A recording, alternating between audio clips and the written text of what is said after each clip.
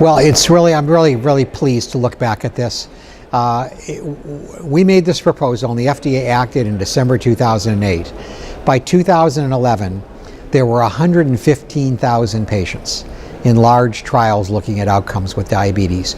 If you go back and look at the previous 40 years, there were a few hundred patients in well-designed outcome trials looking at different effects of different drugs. It just wasn't anything. And so we've completely changed the paradigm now over the last decade.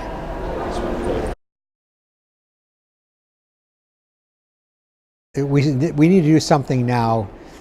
The next generation of trials needs to be designed. It will be hard for industry to do it, but it has to be done. We need more head-to-head trials.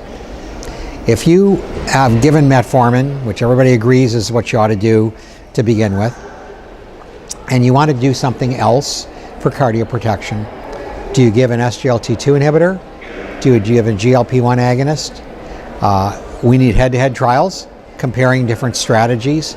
Not just is a drug better than placebo, but is drug A better than drug B? And that's comparative efficacy trials. Those trials tend to be large, long-term, complex, and costly. But the payoff for patients and for doctors is that both the physician and the patient will learn what works the best. Industry doesn't like head-to-head trials because they're risky, but that's where the evidence comes from. And we had the courage to do that with statins. We did some head-to-head trials. We found out that more intensive LDL lowering produced better benefits. The famous Prove It trial was, a very aggressive dose of atorvastatin versus pravastatin, and the more intensive therapy showed better results. We're going to have to do that now in the diabetes space. Why is it worth it?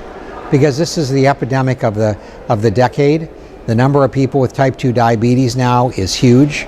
70% of them are still dying of cardiovascular diseases, and we're going to have to figure it out because there are a lot of people that it's going to affect.